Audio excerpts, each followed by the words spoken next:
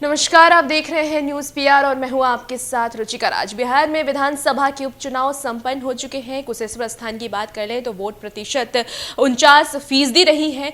वहीं अब जो उम्मीदवार हैं उसके नाम हम आपको बताते हैं और उसके बाद इस विश्लेषण की शुरुआत करेंगे कि आखिर किसकी पार्टी इस बार कुशेश्वर स्थान में जीत रही है। सबसे पहले हम बात करते हैं आरजेडी की, तो गणेश भारती आरजेडी की तरफ से खड़े हुए हैं। जदयू की बात कर ले तो अमन भूषण हजारी हैं, शशि भूषण हजारी के बेटे हैं। एलजेपी की बात करें तो अंजू देवी हैं और कांग्रेस की बात कर लें तो अतिरेक कुमार ये प्रत्याशी हैं और भी कई प्रत्याशी हैं, लेकिन ये 4 मेन प्रत्याशी इसलिए हैं क्योंकि ये बड़ी बड़ी पार्टियों की तरफ से उम्मीदवार किए हैं। अब इसमें से किसकी जीत होगी कुशेश्वर स्थान में, क्योंकि काफी दिनों से जदयू का वो गढ़ रहा है। शशि भूषण हजारी वहां से विधायक रहे हैं और इस बार उनके बेटे को टिकट दी गई है जदयू की तरफ से। लेकिन क्या जदयू की प्रतिशत रहेंगी जीतने की, आरजेडी की क्या प्रतिशत रहेंगी, या और भी जो पार्टियां हैं उनकी क्या कुछ प्रतिशत रहेंगी, उन सब बारे में आज हम चर्चा करेंगे। हमारी सहयोगी रंजीत झा हमारे साथ मौजूद है। इनसे हम जानते हैं कि इस बार किस पार्टी की क्या स्थिति कुशेश्वर स्थान में दिखाई दे रही है। तो सर, क्या लग रहा है इस बार कुशेश्वर स्थान की क्या सीन है, कौन सी पार्टी जीत रही है? कुशेश्वर स्थान एक सुरक्षित सीट है, तो जाहिर तौर पर जो पिछले तबके के लोग हैं उन्हीं को यह टिकट जाएगा। वहीं से उम्मीदवार खड़े हुए, तो सुरक्षित सीट पर जो भी खड़े हुए हैं उसमें से जो कैंडिडेट के नाम तो आपने बता ही दिए। अमन भूषण हजारी जो शशि भूषण हजारी के बेटे हैं और शशि भूषण हजारी का निधन हो चुका है, जदयू के उम्मीदवार हैं। इसके साथ ही साथ आपने अतिरेक कुमार का नाम लिया जो डॉक्टर अशोक राम के बेटे हैं, कांग्रेस के उम्मीदवार हैं। और वहाँ पर गणेश भारती आरजेडी से, और इसके साथ ही साथ एक लोजपा के उम्मीदवार की हम चर्चा करते हैं तो अंजू देवी का। मुख्य रूप से इन्हीं लोगों के बीच में टक्कर है। और जो आपने चुनावी परसेंटेज, जो मतदान का जो परसेंटेज बताया है वो 49% बताया है। 2020 के मुताबिक करीब करीब 5 से 5.5% का मार्जिन है, घट गया है। उपचुनाव है, हो सकता है कि बहुत लोग बाहर होंगे, नहीं आए, और जो लोगों ने वोट दिया कुछ लोग घर से निकले भी नहीं होंगे, अमूमन ऐसा होता है। लेकिन 5% वोट की गिरावट जो है देखने को मिली है। अब यह 5% किसको नुकसान करता है, जरा इस जातीय समीकरण को समझ लेते हैं। और उसके बाद जो हमने जो ग्राउंड रिपोर्ट जो इकट्ठे किए हैं और जो पार्टियों से बातचीत हुई है, साथ ही साथ हमारे संवाददाता ने जो जानकारी दी है, उसके मुताबिक हम इस विश्लेषण को जनता से साझा करेंगे और समझाएंगे कि आखिर किसकी झोली में कुशेश्वर स्थान की सीट जा रही है। सबसे पहले हम लोग बात कर लेते हैं कि राजद ने कौन सा गेम किया इस बार। जो इसके पहले वाले वीडियो में हमने लोगों को समझाया था कि किस तरह से बीच का रास्ता जो है राजद निकालता रहा है। तारापुर में अचानक से सबको साइड करके उन्होंने वैश्य को खड़ा कर दिया, इस बिना पर कि मुसलमान तो राजद को वोट करेगा ही, और इस बिना पर कि यादव तो हमारे पास है ही, MY समीकरण के लिए हम जाने जाते हैं। तो ऐसे परिस्थिति में जो बाकी कांग्रेस के उम्मीदवार हैं वो अलग अलग वोट काटेंगे सवर्णों के, तो हम वैश्य को खड़ा कर देते हैं। वैश्य का भी यहाँ पे बहुलता है, तो कोयरी कुशवाहा का वोट जो उनको मिलेगा तो वैश्य का कम से कम उम्मीदवार देंगे तो वोट हमको मिले, और साथ ही साथ यादव मुसलमान का वोट हमको मिले। इस समीकरण से तारापुर में खड़े हुए थे। वही कुछ दिमाग लगाया गया यहाँ पर कि जिस वोट पर शशि भूषण हजारी जीतते रहे चुनाव, वहाँ पर उसी जात के उम्मीदवार को राजद ने खड़ा कर दिया। राजद ने मुसहर जाति से आने वाले गणेश भारती को खड़ा कर दिया। अब ये जरा देखिए कि गणेश भारती क्या गुल खिलाए हैं वहाँ पर, जनता ने उन्हें कितना प्यार दिया है, इसको समझिए। दरअसल कुशेश्वर स्थान को 2 भागों में बांटिए, पूर्वी और पश्चिमी भाग में बांटिए। जो मुसहर जो समाज है वह करीब करीब 42,000 वोटर हैं वहाँ पे, और ये निर्णायक भूमिका में है। ये जिसके पल्ले पड़ गए वहाँ पर इनकी जीत जो है पक्की हो जाएगी। और दरअसल शशि भूषण हजारी इन्हीं मुसहर वोट के बदौलत जीतते थे, और हजारी खुद पासवान हैं, तो पासवान का भी वोट इन्हें मिलता था। अब जो प्रमुख उम्मीदवार वहाँ खड़े हैं उनको देखिए। जो अतिरेक कुमार हैं वो चमार हैं, और इनको एक कांग्रेस के उम्मीदवार हैं, अशोक राम के बेटे हैं। और कांग्रेस के साथ क्या है कि कांग्रेस के साथ जो उनके परंपरागत वोटर्स होते हैं, भले ही बीजेपी को ब्राह्मण जनता पार्टी कह दिया जाता है, लेकिन कांग्रेस के परंपरागत वोटर में ब्राह्मण रहे हैं, और सवर्ण का बहुत बड़ा तबका वो वोट करता रहा है कांग्रेस को। तो इस बार यह चर्चाएं हैं, और कांग्रेस के नेता भी जो ग्राउंड पे गए थे वहाँ पे उन लोगों ने भी बताया है कि हमारे परंपरागत वोटर्स लौट आए हैं। मतलब वो साथ दे रहे हैं कांग्रेस का। तो सवर्ण का वोट जो है वो अतिरेक कुमार के पास चला गया, बहुत हद तक फंस गया मामला। वोट काटने वाला जो मामला होता है, एक तो ब्राह्मण का वोट ये ले गए, और अंजू देवी, अब यहाँ देखिए अंजू देवी, और कहा जाता है कि अंजू देवी के उम्मीदवार और जदयू के उम्मीदवार दोनों जो है एक ही बिरादरी से आते हैं, पासवान बिरादरी से। तो वोट जो है पासवान का यहाँ पे बट गया, यानी अमन भूषण हजारी को थोड़ा सा झटका यहाँ पर इस बात पर लग गया कि पासवान वोट भी बट गया, और सबसे बड़ा झटका यह लग गया कि मुसहर का वोट बट गया। मुसहर के वोट पर वो जीतते रहे थे, तो पासवान का वोट 3-4 जगह, सब जगह थोड़ा थोड़ा बट गया। चिराग पासवान की उम्मीदवार अंजू देवी को उस हिसाब से जो है पासवान पूरी तरीके से वोट नहीं किए, अमन भूषण हजारी को पासवान पूरी तरीके से वोट नहीं किए, उसी तरह गणेश भारती को भी पासवान पूरी तरीके से वोट नहीं किए। यानी पासवान का जो क्षेत्र वहाँ पर है, तो पासवान वोटर्स जो हैं वो बट गए। अब आप आइए मुसहर पे। मुसहर में कहा जाता है कि जब भी मैं बात कर रहा था अपने सूत्रों से, तो सूत्रों ने जानकारी दी कि मुसहर मान लीजिए 42,000 वोटर है, अगर ये 50% भी अगर हुआ होगा तब भी जो है वह सीट उनके हिसाब से वो जदयू के खाते में जाता दिखाई पड़ रहा था। लेकिन यहाँ पर खेल तो कुछ और हो गया है।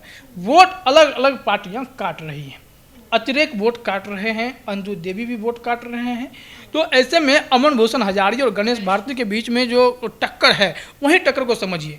पासवान का वोट भी उस हिसाब से अब अमन भूषण हजारी को नहीं गया, क्योंकि इसमें कई सारी चीज़ें जो हैं वो अब लोजपा के हिस्से में अंजू देवी का, पासवान का वोट यहाँ पे, यानी एक नुकसान पासवान का, एक नुकसान यहाँ पे मुसहर का, 2 नुकसान इनको हो गया। सवर्ण का वोट मिलना थोड़ा यहाँ पे मुश्किल है।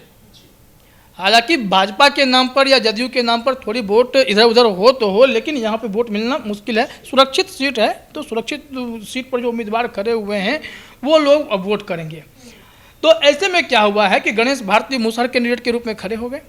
तो गणेश भारती के हिस्से में उनके जो इंटैक्ट वोटर होंगे मुसहर के, बताया तो यह जाता है सूत्रों के हिसाब से कि मुसहर को इंटैक्ट करने के लिए, ताकि वो जो वोट जदयू को जाकर के करे, इसके लिए जीतन राम मांझी को भी मोर्चे पे लगाया गया कि उन्हें मुसहर का सर्वमान्य नेता कहा जाता है। हालांकि कई लोग नहीं मानते हैं, 4-5 बैठकें वो वहाँ पे कर चुके थे, बावजूद इसके मुसहर का मन डोल रहा था कि अगर हमारे बिरादरी से कोई खड़ा हुआ है तो हम उन्हें क्यों नहीं वोट करें।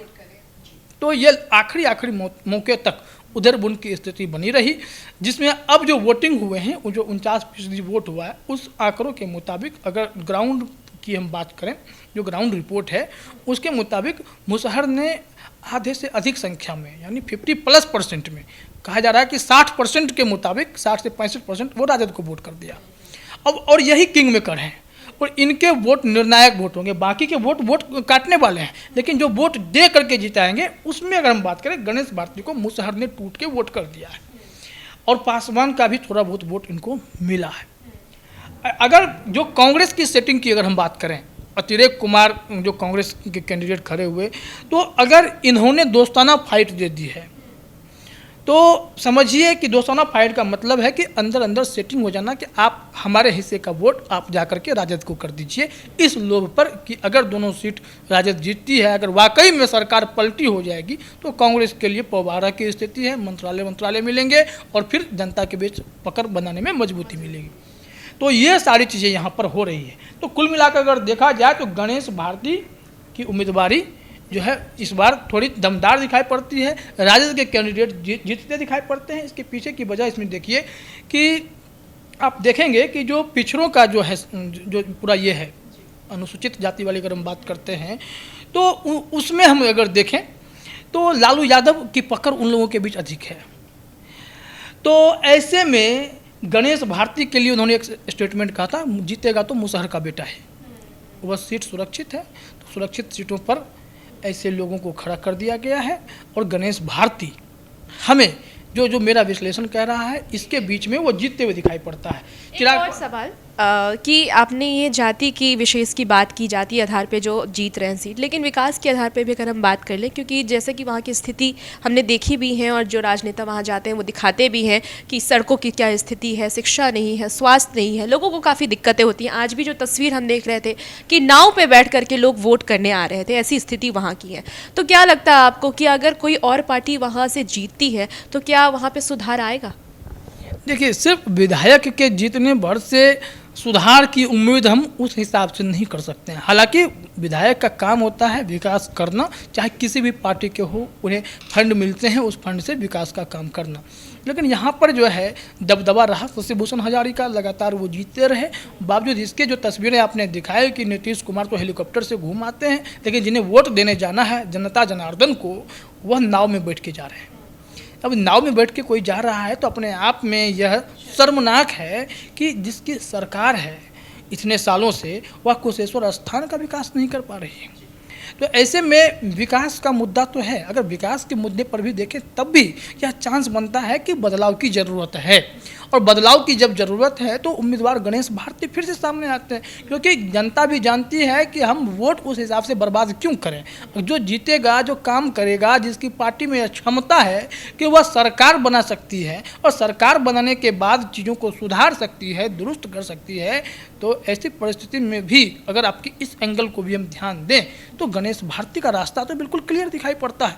तो हमारे हिसाब से इस विश्लेषण के मुताबिक और मुसहर के खेल को देखें, जो मुसहर जाति का खेल है उसको अगर समझने की कोशिश करें तो ये पूरा समीकरण यही कह रहा है, अमन भूषण हजारी को थोड़ा सा इसमें कमज़ोर होता हुआ झटका लग सकता है।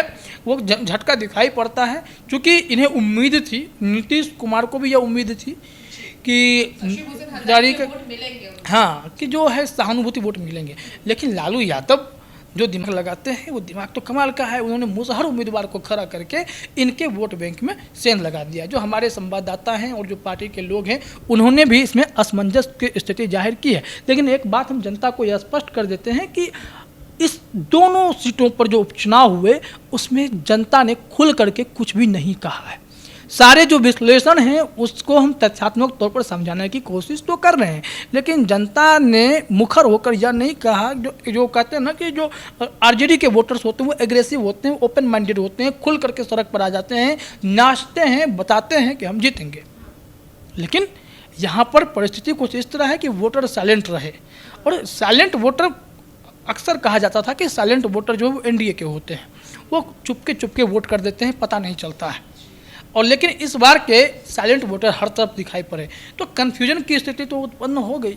लेकिन जो जातीय समीकरण की बात करें या वहाँ के वस्तु स्थिति की बात करें, विकास की बात करें, तो उस मुताबिक गणेश भारती का पलड़ा यहाँ पर भारी दिखाई पड़ रहा है। तो हमारे एग्जिट पोल के मुताबिक, विश्लेषण के मुताबिक गणेश भारती ने शायद वह जीत का जो आंकड़ा है वहाँ पे पहुँच रहे हैं, शायद जीत भी जाएं। हालांकि 2 तारीख का इंतजार करना ही पड़ेगा कि किसकी झोली में क्या नसीब होता है। तो जैसा कि आज हमारे विश्लेषण के अनुसार हमने बताया आपको कि जातीय समीकरण हो या विकास के समीकरण हो, हर तरीके से इस बार आरजेडी की जीत दिखाई दे रही है। हालांकि ये भी विश्लेषण ही थे, सिर्फ हमने डाटा के अनुसार आपको बताया है। जो रिजल्ट होंगे वो 2 नवंबर को आएंगे। 2 नवंबर को भी न्यूज़ पीआर सबसे पहले आपको उस रिजल्ट को भी बताएगी कि कुशेश्वर स्थान से कौन से उम्मीदवार जीत रहे हैं। लेकिन जैसी स्थिति हमें कुशेश्वर स्थान में देखने को मिल रही है हालिया कुछ दिनों में, जब राजनेता वहाँ पर प्रचार प्रसार के लिए जा रहे हैं, और उसके बाद आज की जो स्थिति हमें देखने को मिली वो बेहद ही दयनीय थी। और इस स्थिति के बाद अब ऐसा लग भी रहा है कि वहां पर उम्मीदवार या नई पार्टी आ सकती है। हालांकि कौन आएंगी नहीं आएंगी ये तो हम नहीं कह सकते हैं, ये तो 2 नवंबर को ही पता चलेगा। और भी ऐसी तमाम खबरों के लिए हमारे साथ बने रहिएगा और देखते रहिएगा न्यूज़ पीआर। धन्यवाद।